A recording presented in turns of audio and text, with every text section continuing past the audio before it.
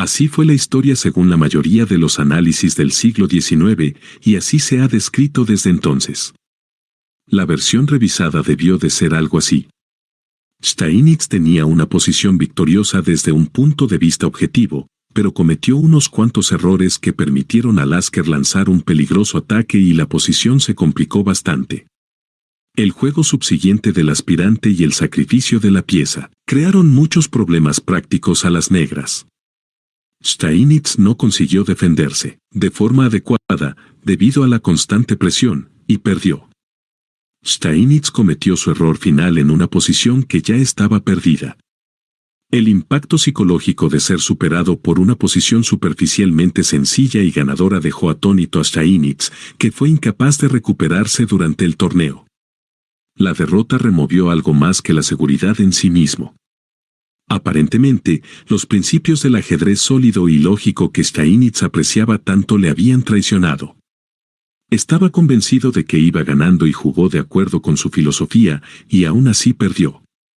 ¿Cómo es posible que tantos grandes jugadores pasaran por alto en sus análisis lo que Lasker percibió durante la partida? Ni siquiera el propio Lasker contradijo nunca la historia oficial en sus comentarios posteriores, pero su intuición le había guiado de forma correcta durante la partida. Resulta que ello no es inusual en absoluto, incluso un siglo después y hablando de mis propias partidas y mis propios análisis. Es imposible reproducir el grado de concentración al que se llega en una partida, por ejemplo. Mover las piezas de un lado a otro puede ser como una especie de muleta que nos lleva a usar los ojos en lugar de la mente. Cuando uno está sentado frente al tablero, no existe otra opción. Una y otra vez, en los momentos más cruciales de sus carreras, aquellas figuras legendarias encontraron de forma intuitiva los mejores movimientos. La presión competitiva les hizo ir más allá. Cuando no estamos sometidos a esa presión, algunos de nuestros sentidos están dormidos. El análisis es parecido a una persona vidente intentando aprender braille. Las cosas que consideramos como ventajas, el tiempo, la información, pueden entrar en conflicto con lo que es aún más importante, nuestra intuición. ¿Cuánto tiempo es suficiente tiempo?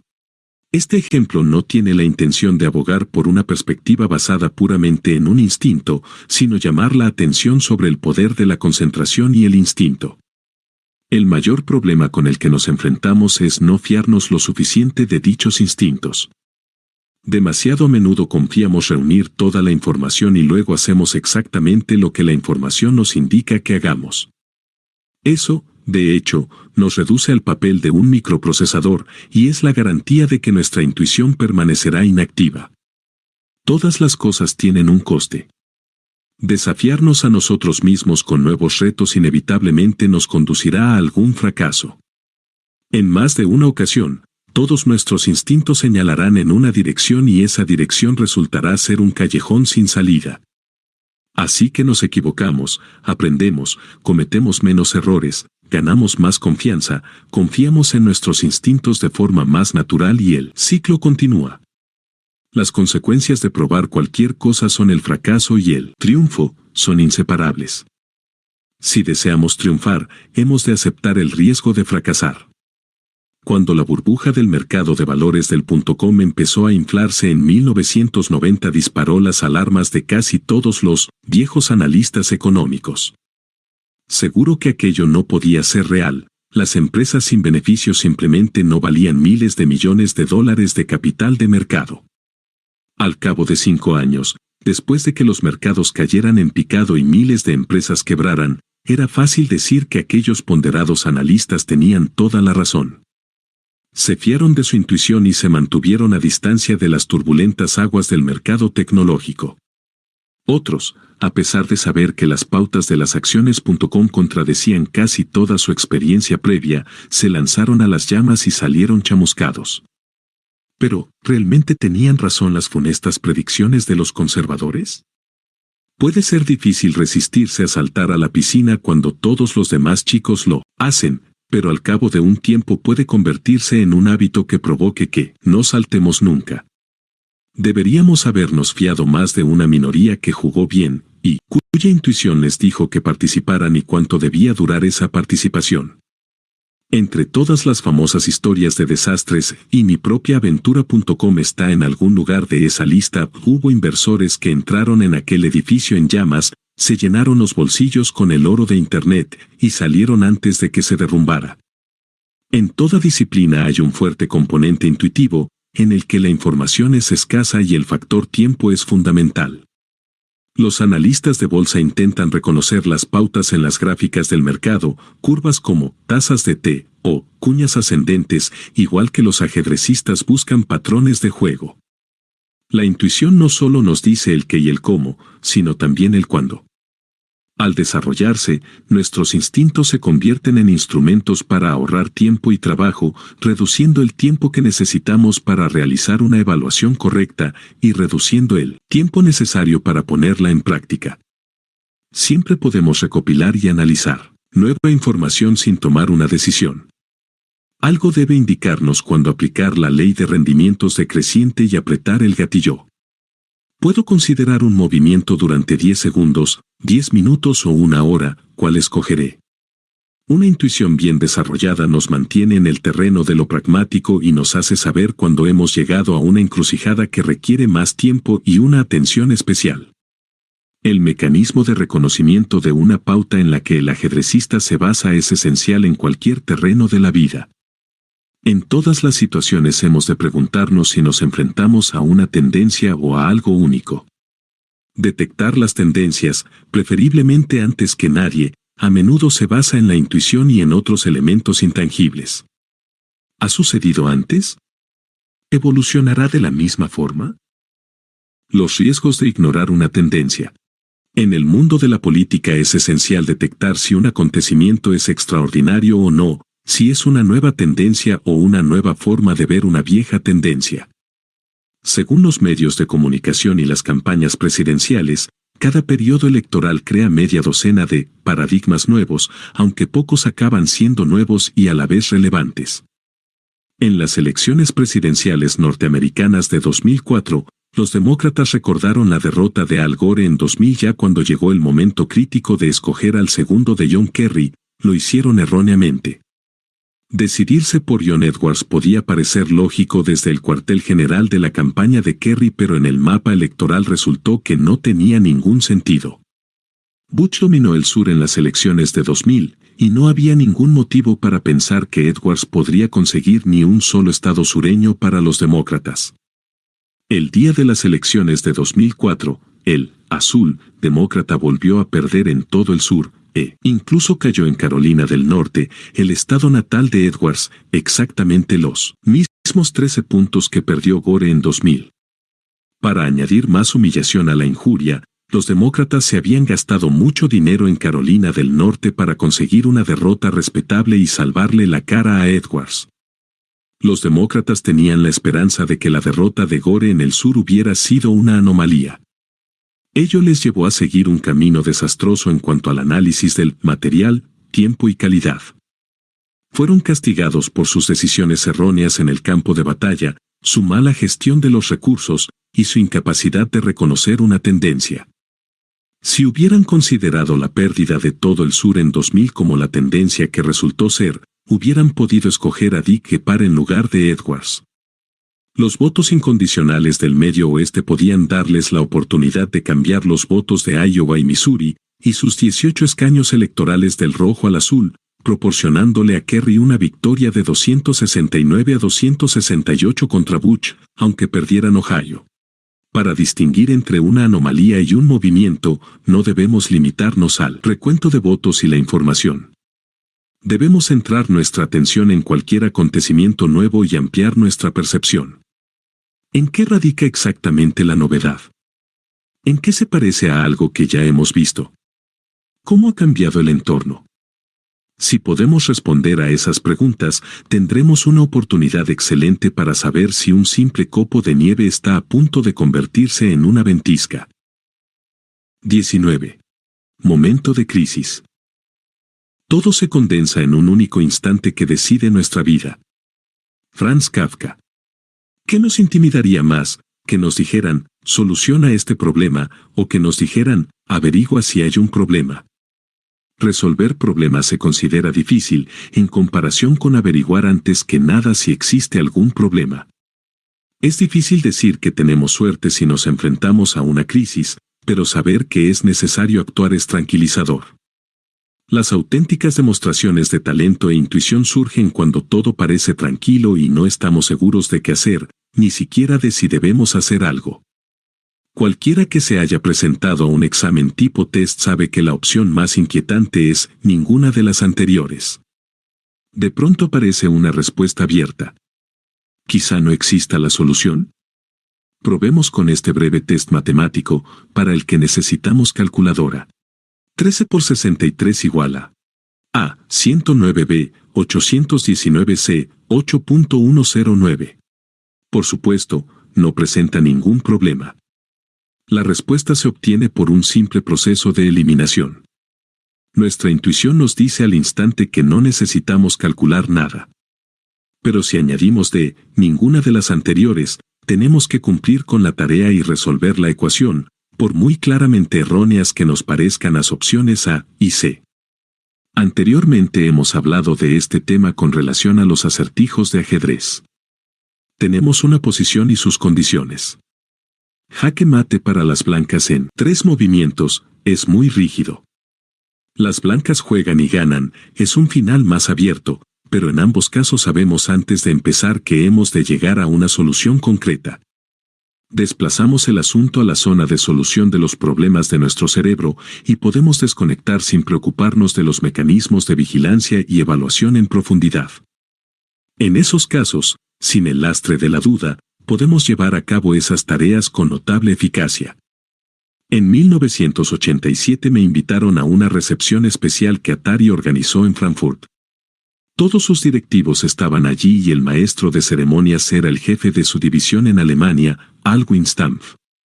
Fue una velada informal y amena en la que hablamos de política y también de ajedrez y ordenadores. De hecho, he recordado muchas veces, desde entonces, que aquella noche conseguí que casi todo el mundo escuchara con condescendencia mi predicción de que, a consecuencia de los cambios en la Unión Soviética, el muro de Berlín no tardaría en caer, quizá antes de 5 años. Es un gran ajedrecista, pero no sabe nada de política, debió de ser probablemente la opinión general. Resultó que mi predicción se cumplió 2 años antes de lo previsto. Al acabar el banquete, Stampf cogió el micrófono y con gran boato anunció que estábamos a punto de ver algo extraordinario. Yo no tenía ni idea de qué estaba hablando, cuando él siguió diciendo que me había visto realizar esa increíble proeza en televisión y que en aquel momento iba a realizarla en persona. Señaló una mesa larga en el otro extremo de la sala, junto a la que habíamos pasado al entrar. Stampf explicó que en cada tablero había una posición de una partida de ajedrez histórica, todas seleccionadas entre partidas de los últimos 150 años por un ajedrecista y periodista local. Frente a cada tablero había una tarjeta boca abajo con la fecha, el lugar y los nombres de los jugadores. Yo debía demostrar si era capaz de examinar la posición del tablero e identificar cada partida. Stampf se dirigió hacia los tableros y me invitó a acompañarle para que empezara el desafío. Al ver que yo permanecía en mi asiento, se quedó muy desconcertado. No me había advertido del ejercicio con anterioridad y temió que su pequeña sorpresa me hubiera molestado. Yo dije, es un honor para mí que estén ustedes interesados en comprender la mente humana, pero espero que disculpen que siga sentado. Stampf empalideció. Estaba a punto de arruinar su gran momento. Seguí diciendo que no había podido evitar echar una ojeada a los tableros al entrar en la sala, y que intentaría identificar todas las posiciones desde mi asiento en el otro extremo de la sala. Uno por uno, nombré a los jugadores, los torneos, e incluso el movimiento siguiente de todos los que había en los 10 tableros. El efecto de asombro absoluto que aquello produjo entre los invitados me encantó, y al recordarlo intento disculparme por aquella representación teatral, infantil. Lo que no les dije, y de lo que probablemente ni siquiera yo fui consciente, en aquel momento, era hasta qué punto me habían facilitado las cosas. No con la selección de partidas, ya que no todas correspondían a enfrentamientos mundialmente famosos. pero lógicamente todas las posiciones seleccionadas correspondían al momento crucial de cada partida. Al fin y al cabo, para empezar, sin esos momentos concretos, las partidas no se hubieran hecho famosas. Ningún aficionado al ajedrez que se respete hubiera escogido una posición de alguna partida merecidamente olvidada que no hubiera sido descrita, cuando existen tantas y tan famosas y fascinantes posiciones donde escoger. Me bastó con saber que, ya que la primera posición era el momento clave de una partida que había pasado a la historia, el resto sería probablemente similar. Si la posición hubiera sido insustancial o trivial, quizá yo habría pensado que los participantes habían estado jugando algunas partidas informales antes de mi llegada. Cuando vi los tableros, supe enseguida que no tenía que evaluar las posiciones, bastaba con que las buscara en mi memoria. Saber que existe una solución que hay que encontrar es una gran ventaja, es como no tener la opción, todas las anteriores. Cualquiera con una destreza media y los recursos adecuados puede resolver un acertijo cuando se le presenta de esa manera. Podemos obviar las evaluaciones más complejas y pasar directamente a estudiar las posibles soluciones hasta que demos con alguna que nos parezca prometedora. La incertidumbre exige mucho más esfuerzo. Crisis en Sevilla, un caso digno de estudio. Tras ganar el Campeonato del Mundo en 1985, tuve muy poco tiempo para disfrutar las mieles de la victoria. Tradicionalmente, tras un periodo de 3 años se convocaba de nuevo el título mundial. Durante ese intervalo, el aspirante debe someterse a un riguroso sistema clasificatorio de torneos regionales, gigantescos torneos interzonas y, finalmente, una serie de torneos entre candidatos. Ese proceso era tan agotador que cuando el aspirante llegaba a la final no quedaba ninguna duda de que era un merecido rival. De hecho, desde 1950, cuando se inició el sistema clasificatorio, que en aquella época consistía en un único torneo, solo 2 jugadores que llegaron a disputar el campeonato mundial no consiguieron el título. Aquel proceso se interrumpió en mi caso, sin embargo, gracias a la vieja regla que la FIDE reintrodujo en la normativa en la década de 1970, presionada por la voluntad de la Unión Soviética de favorecer a Karpov, la cláusula de la revancha. Si perdía, el campeón tenía automáticamente derecho a la revancha pasado un año, sin proceso clasificatorio. Esa norma se abolió después de que Mikhail Botvinnik la utilizara para batir a Vasily Smyslov en 1958 y luego a Mikhail Tal en 1961. Botvinnik no consiguió una buena puntuación en los partidos del Campeonato del Mundo, pero fue devastador en las revanchas, una habilidad que le permitió regresar 2 veces y reducir a un año el reinado del rival que le había arrebatado el trono. Para evitar aquel sino, yo tenía que volver a vencer a Anatoly Karpov en 1986. Hay que recordar que ya habíamos jugado el campeonato más largo de la historia en el 84-85, antes de que yo consiguiera el título en nuestro segundo enfrentamiento de 1985. Volví a ganar por muy poco la revancha de 1986, pero el suplicio aún no había acabado. La ronda clasificatoria empezó de acuerdo con el calendario en 1985, pese a la cancelación de nuestro maratoniano enfrentamiento, el torneo pospuesto y la revancha. Aquello significó que yo debía ceñirme al programa y enfrentarme al aspirante en 1987, justo un año después de haber derrotado a Karpov. ¿Y quién sería el adversario en aquella ocasión? Karpov, mi enemigo, eludió la parte central del proceso clasificatorio y pasó directamente a una superfinal y derrotó debidamente al principal aspirante, Andrei Soukelov. En octubre de 1987 nos sentamos en Sevilla, España, para empezar nuestro cuarto enfrentamiento por el campeonato mundial en 3 años. Si ya quedé harto de mirar a Karpov en 1984, en aquel momento me ponía auténticamente enfermo. Por lo menos, esa vez no hubo trucos. Si ganaba aquel torneo, no tendría que ver, ni a él ni a ningún otro aspirante al título, durante 3 años más. Detectar una crisis antes de que sea una crisis. Detectar una crisis es una cualidad especial. No me refiero a una crisis en el sentido de una catástrofe. No hace falta talento ni intuición para darse cuenta de que las cosas van realmente mal. En un discurso de 1959 en Indianápolis, John F. Kennedy hizo un famoso comentario acerca de que en chino la palabra crisis se compone de dos caracteres, uno significa peligro y el otro significa oportunidad. En realidad, eso no es literalmente cierto, aunque es un modo poético y memorable de ilustrar un concepto muy útil. En cierta manera, me sorprendió descubrir que la definición inglesa de la palabra es bastante exacta en sí misma.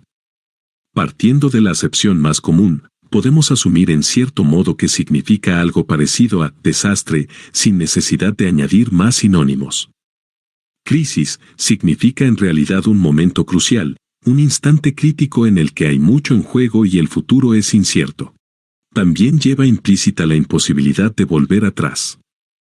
Eso significa tanto peligro como oportunidad, de manera que el comentario de Kennedy fue apropiado en esencia.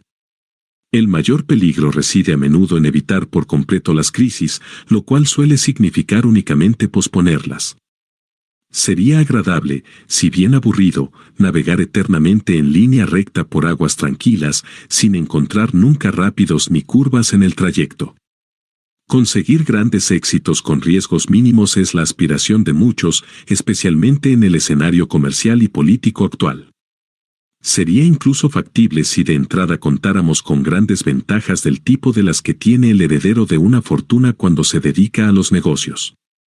Pero para la inmensa mayoría, el éxito depende de detectar, evaluar y controlar el riesgo.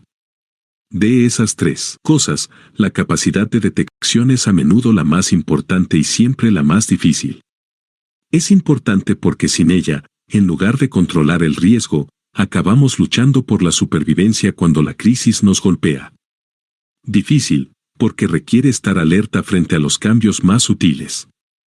El campeón mundial Boris Spassky dijo una vez que, el mejor indicador del nivel de un ajedrecista es su capacidad para detectar el momento culminante de una partida. Es virtualmente imposible jugar siempre los mejores movimientos porque la exactitud está a expensas del tiempo, y viceversa. Pero si podemos detectar los momentos clave, podremos tomar las mejores decisiones en los momentos más cruciales. Los movimientos que hacemos sobre un tablero de ajedrez no tienen ni mucho menos idéntica importancia y debemos fiarnos de nuestra intuición para que nos indique que aquí, en este preciso momento, necesitamos invertir un poco de tiempo extra porque la partida puede depender de esa decisión concreta. Aparte de un indicador de buen o mal nivel, la capacidad de detectar esos momentos de crisis calibra la potencia global de un jugador de ajedrez y de quien toma las decisiones. Los mejores jugadores se distinguen por su capacidad de reconocer tanto factores específicos como generales. Los análisis de viejas partidas son buenos ejemplos de ello, pese a las dificultades anteriormente mencionadas, de comprender hoy día lo que pasaba por la mente de alguien hace 100 años. Una de las mayores cualidades del ajedrez como laboratorio cognitivo es la posibilidad de hacerlo. No podemos estar seguros de si Emanuel Lasker sabía que determinado movimiento era el punto culminante, pero podemos decir, a partir del análisis de su juego, cuando realizó los mejores movimientos y cuando no lo hizo. Normalmente, también sabemos cuánto tiempo dedicaron los jugadores a cada movimiento.